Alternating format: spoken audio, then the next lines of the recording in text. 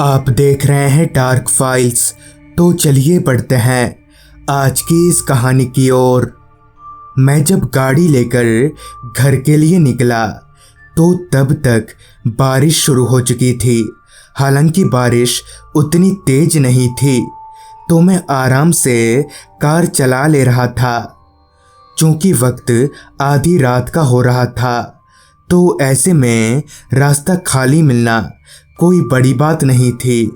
Car में बज रहे गाने के धुन पर गुनगुनाते हुए मैं अभी ड्राइव कर ही रहा था कि तभी गाड़ी के बोनट पर धड़ाम से कुछ आकर गिरा।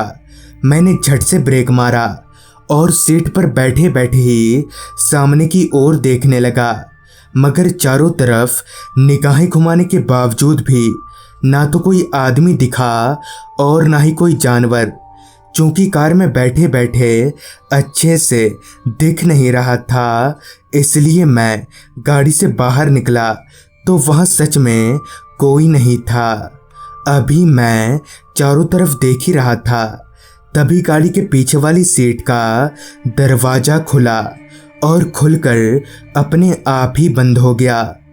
ये सब देखकर मुझे अब ये एहसास होने लगा था कि यहाँ पर ज़्यादा देर तक रुकना मेरे लिए ठीक नहीं होगा। लिहाजा मैं तुरंत ही गाड़ी में बैठ गया और स्पीड में गाड़ी भगाने लगा। कार चलाते हुए अब मैं उस जगह से काफ़ी आगे निकल आया था, मगर अभी भी मैं इसी उधेड़बुन में पड़ा था कि क्या सच में कार के बोनट से कुछ टकराया था या सिर्फ ये मेरा वहम था।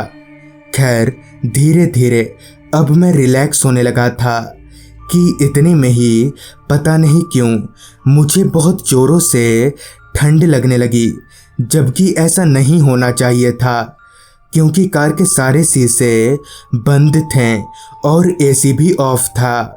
मैं अपनी लाइफ में पहली बार इतना अजीब महसूस कर रहा था। मेरी निगाहें रोड के दोनों बाजू किसी ढाबे को तलाशने में लगी थीं। तकरीबन 10 से 15 मिनट तक मेरी कार यूं ही चलती रही, तब जाकर मुझे सड़क के एक किनारे पर चाय की टपरी दिखी। लिहाजा मैंने गाड़ी वहीं रोक दिया और कार में बैठे बैठे ही उस चाय वाले से कहा, अरे भैया, ज़रा चाय देना यहाँ पर। मैंने सोचा कि थोड़ा चाय पी लूँगा तो शरीर में गर्माहट आ जाएगी।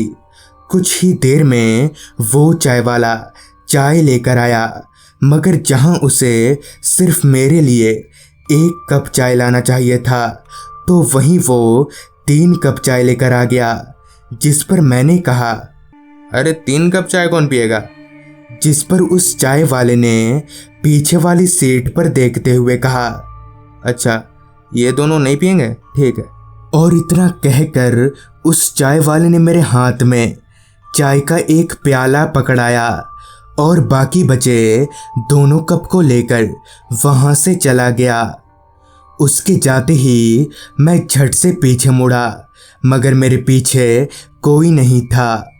मुझे लगा शायद ये चाय वाला हल्के दिमाग का है, इसलिए मैंने भी ज़्यादा दिमाग नहीं लगाया और चाय के आखिरी 2 घूंटों को पीकर उस चाय वाले को पैसे चुकाने के बाद फिर से अपनी मंजिल यानी घर की ओर बढ़ने लगा। मैंने मन ही मन उस चाय वाले को हल्के दिमाग का मान तो लिया था, मगर अभी भी कहीं न कहीं उसकी बातें मुझे खटक रही थी। चूँकि मैं काफ़ी देर से ड्राइव कर रहा था और बहुत थक गया था, इसलिए अब मेरी आंखें भारी होने लगी थीं। मुझे इतनी ज़ोरदार नींद आ रही थी कि मैं बड़ी मुश्किल से अपनी आंख खोल पा रहा था, और जब मुझसे बर्दाश्त नहीं हुआ तो मैंने कुछ सेकंड्स के लिए अपने आंख बंद कर लिए कि तभी मेरे गाल पर किसी ने ज़ोरदार चांटा मारा, जिससे मैं हड़बड़ाते हुए उठा। चांटा इतना ज़ोरदार था कि उस एक थप्पड़ से मेरी सारी नींद ही उड़ गई। अब मुझे यकीन हो गया था कि गाड़ी में मेरे अलावा कोई और भी है, मगर वो मेरी तरह कोई इंसान नहीं बल्कि कुछ और है। और इस बात की पुष्टि तब हो गई जब पीछे से किसी ने ये कहा, गाड़ी ठीक से चलाओ, तुम्हें पता नहीं इस साइड पर गाड़ी चलाते वक्त सोने से क्या होता है। ये आवाज़ सुनकर मैं इतना डर गया कि मेरा पूरा शरीर जमसा गया था। मैं बस किसी तरह से गाड़ी की स्टीयरिंग थामे हुए था। मेरी हिम्मत तो नहीं हो रही थी कि मैं पीछे देख सकूं, मगर फिर भी बहुत हिम्मत जुटाकर मैं पीछे मुड़ा तो मेरे पैरों तले जमीन खिसक गई। दरअसल ठीक मेरे पीछे एक आदमी और एक 14-15 साल का बच्चा बैठा था। उन दोनों की शक्लें बेहद डरावनी थी। तभी मुझे सामने की ओर से सीटी की आवाज़ सुनाई पड़ी। मैंने जब सामने देखा तो मेरी कार एक चेक पोस्ट पर आ चुकी थी। मैं तुरंत ही गाड़ी रोककर उन पुलिस वालों की ओर भागा, जहां पूरी बात बताने पर पता चला कि दरअसल कुछ वक्त पहले एक बाप बेटे इसी रास्ते पर सफ़र कर रहे थे। गाड़ी पिता चला रहा था, मगर तभी गाड़ी चलाते चलाते उसकी आंख लग गई, जिससे उनकी कार का एक्सीडेंट हो गया और उस एक्सीडेंट में बाप बेटे दोनों ही मर गए। तभी से उनकी आत्मा यहीं भटकती है।